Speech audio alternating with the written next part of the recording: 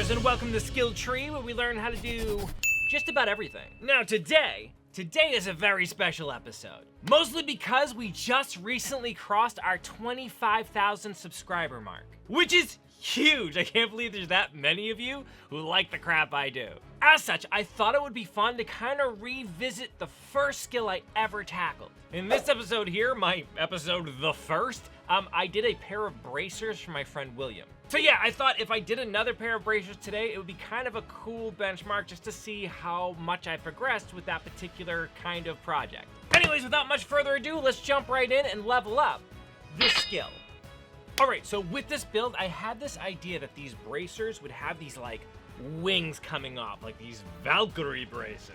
Anyways, before I can go ahead and start designing what that'll look like, I had to figure out exactly how big I needed them to be. To do this, I just put a ruler against my arm and just kind of felt out what I thought would look cool, in this case about 10 inches long. This way, with arm bent, those feathers come like just past my elbow, which I thought would be cool. For how much actually like width it would cover, I also measured this out with the ruler and figured roughly 4 inches-ish would probably be okay. No exact measurements here, I'm just kind of winging it. See what I did? Because it's a wing.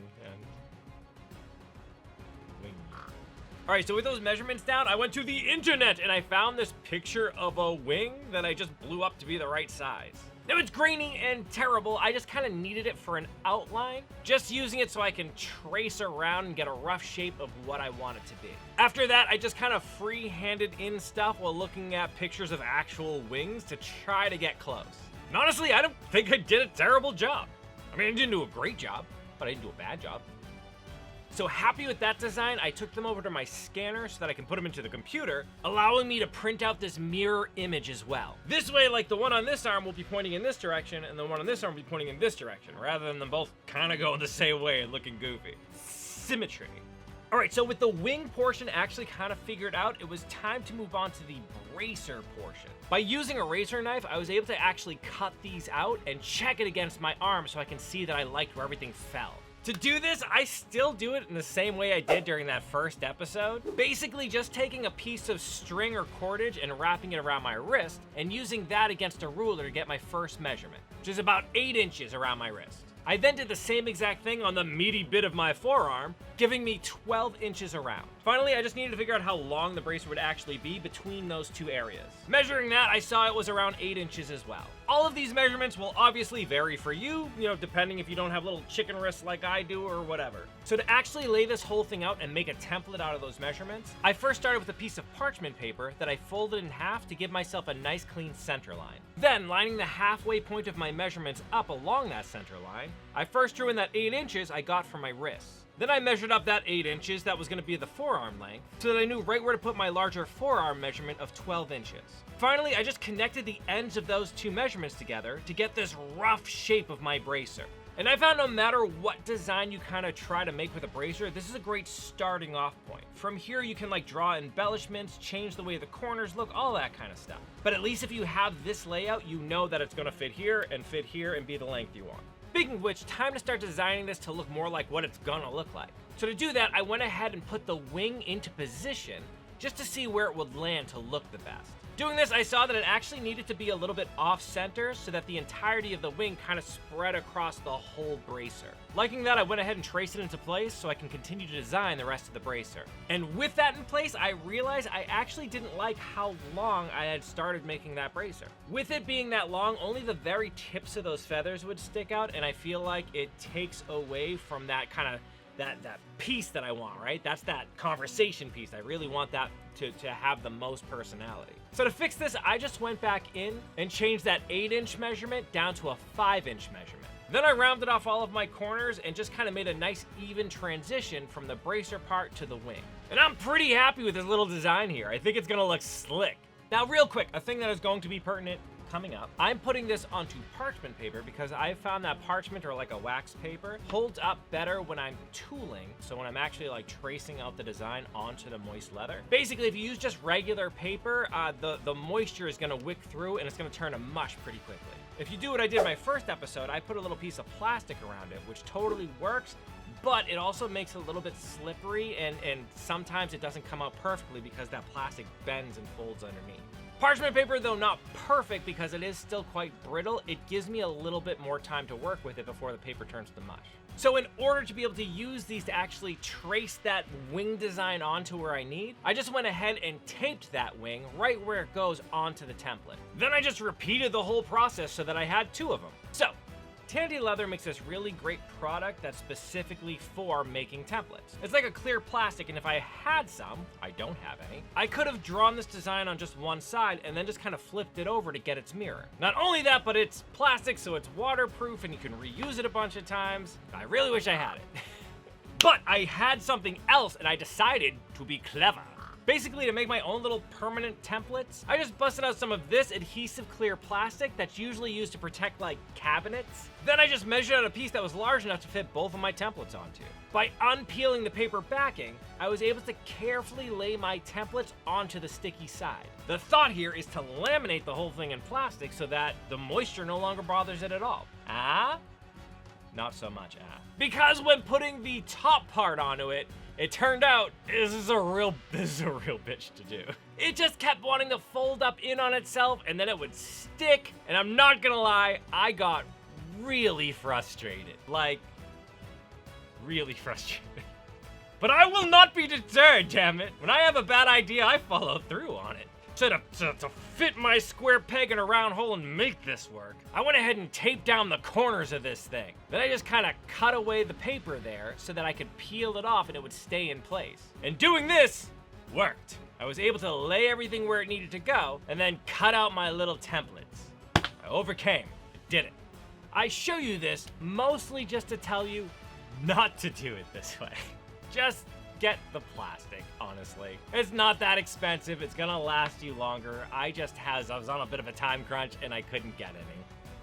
That being said, once the excess is all cut away, they honestly seem like they're gonna last a long time. Real quick note about them though. You see how around the edge I left a lot of excess kind of paper there? That's mostly just so I can go ahead and trace those lines right onto the leather. Without them, I would have to rely on cutting exactly to that line and making sure that it's perfect right out the gate. Now I can kind of cut the leather to be a little excess too and make sure I get the design exactly where I want it. Speaking of which, with that friggin' ordeal behind me, it's time to actually put this thing onto leather. For this project, I am using this 9-ounce piece of veg tan leather. I just used my awl to mark in the shape and then cut everything out with a sharp X-Acto blade. Okay, to actually transfer our wing shape onto that leather, I start by moistening the leather to make it nice and pliable. Then I position my template into place and trace out all of my lines with a stylus. Now remember, you don't have to push down too hard when you're doing this. The leather actually takes marks really easily. There is a boatload of detail on this piece, but honestly, this stage wasn't too bad. It probably took me roughly 20 minutes per wing to actually get it done.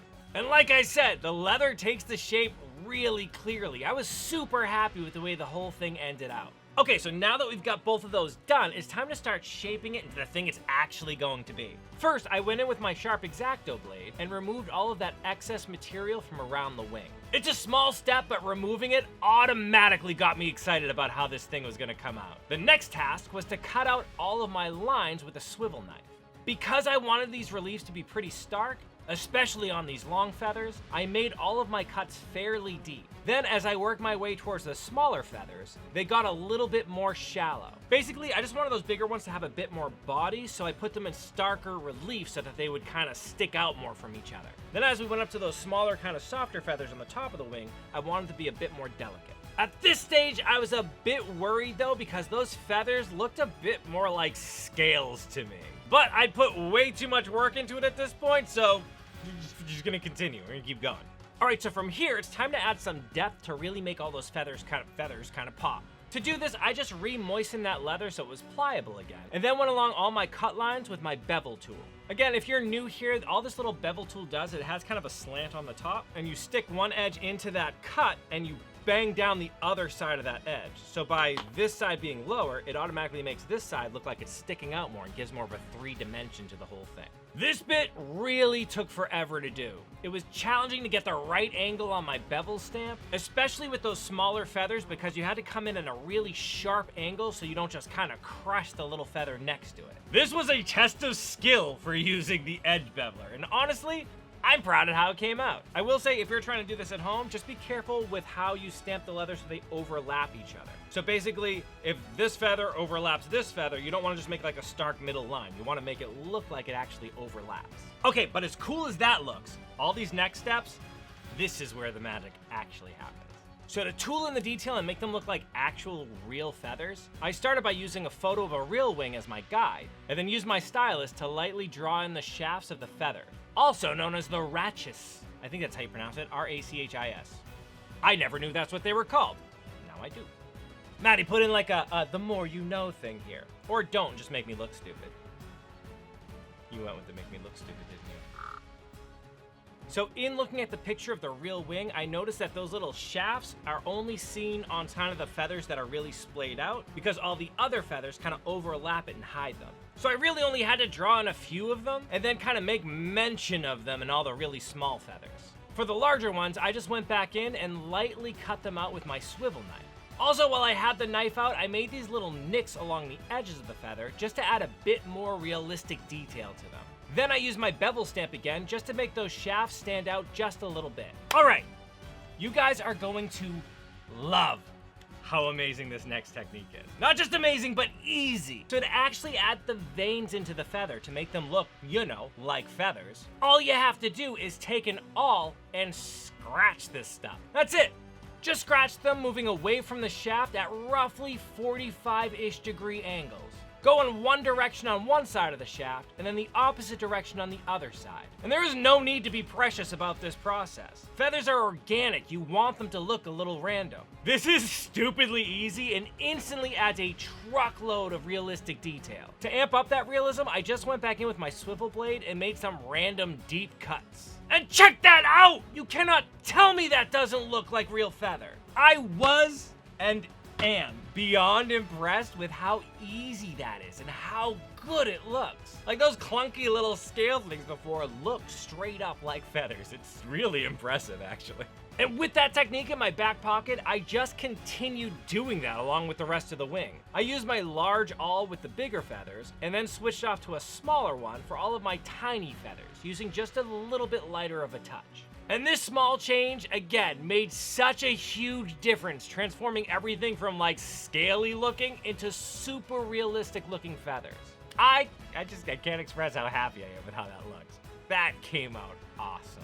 All right, so not to neglect the non-wing portion, like all the attention's been there, right? So I just went in with my wing divider to make a 1/2-inch border all around the outside. I then cut that in with a swivel knife and wet down my leather so that I could bevel it. Before I beveled it though, I also wanted those edges to look clean, so I went back over with my edge beveler just to knock down the corner of those edges and round everything off. Then it was off to my bevel stamp to really make that border pop. Oh, beveling happening right now. And look at how cool this thing looks. This is one of those projects where I had to keep stopping and going, oh, I love how this is coming out. There's no one even here to hear it. I just say it out loud because I really loved how it came out. All right, so with that one under my belt, I had to start the entire process all over again. Cutting out all of the shapes, using my swivel knife to put everything in place, beveling it all, and then adding all that detail. The whole process probably took me about 3 hours per bracer, but it was worth every second. Look at how good these look. So good. From here, all that's really left to do is color them and put the eyelets in so I can put the lacing together. Before that though, I just hit those edges with my slicker to make sure it's rounded off and smooth. Then I wet down my leather so that it would take the stain a little bit more evenly. Now originally, I was gonna make those like crow wings, like black, but I love that detail so much that I decided to make it like a lighter brown color so that all of the detail is gonna stick out more when we antique it. I was just afraid if I kept it black, all of that black would kind of muddy up all those details. So yeah, I just used this light brown dye on the wings, making sure everything was as evenly saturated as possible. I also used that same color for the border as well. Then for the inside of the bracer area, I used this nice Kelly green. This gives me this really cool Ranger combination that actually matches my Ranger quiver that I made in this episode up here. I didn't even mean to do that. I apparently just like this combination. Next, I hit the whole thing with some resist just to help lock those colors into place. Then I went back over everything with a dark brown antique to really show off that detail. For those of you who might be new to leather, what antique does is you push it down into all the little crevices on a piece, and then you wipe it away. All of the surface dye goes away, but some of it stays inside of those little cracks, giving it a lot more depth and making it look aged and more detailed. To make the detail stand out even more though, I wanted to add some highlights on top of everything. To do this, I just busted out this Effects Gold Metallic paint and removed as much as possible from my brush. Then I dry brushed onto the wings, imparting some of that gold color. By dry brushing, the pigment only gets left on the highest points, really making highlights. And look at this thing, it's just gold enough so when you kind of move it in the light, it has this iridescent quality to it. I love it so much. Now to wrap this project up, literally, we just need to put in the eyelets for the lacing to go through. I just punched 4 holes on each side of the bracer and then dropped these cool gold eyelets in to complement our highlights. Those I locked into place with the recommended anvil and striker combination. Then I used some paracord to actually lace this sucker up. And you can't tell me that isn't beautiful. I am stupidly impressed with these. And though it took a long time, it was actually really easy to make. I'm gonna put the template for these on my website for purchase, but if you're a Patreon member, you're gonna get these for free by the end of this week. I'm traveling a little bit, so it's gonna take me a little bit to upload them. But yeah, Friday you should be seeing these in your inbox. But oh my God, look at them. Oh, they're so dope. I wanted to thank you all for helping us reach this 25K goal. It is amazing to me that so many of you like what I do here and follow along each week. It's because of you that I've been able to make cool stuff like this that genuinely brings me a bunch of joy. So thank you so much for watching. If you're new here and you liked what I do, why don't you consider subscribing too and joining the family? I love this community and I love all of you for watching. So really, thank you so much. All right, I gotta get going. As soon as Middle Miss Red sees that I'm making bird-themed armor, she's gonna make me make a whole set. In the meantime, though, keep leveling up, you. You have made it to the end screen, my mighty Valkyrie army. Now you can gaze upon the names of my heroes who make this possible. All of my beautiful Patreon members here make it so I can afford to make goofy stuff like this and honestly live my best life and provide you with amazing content.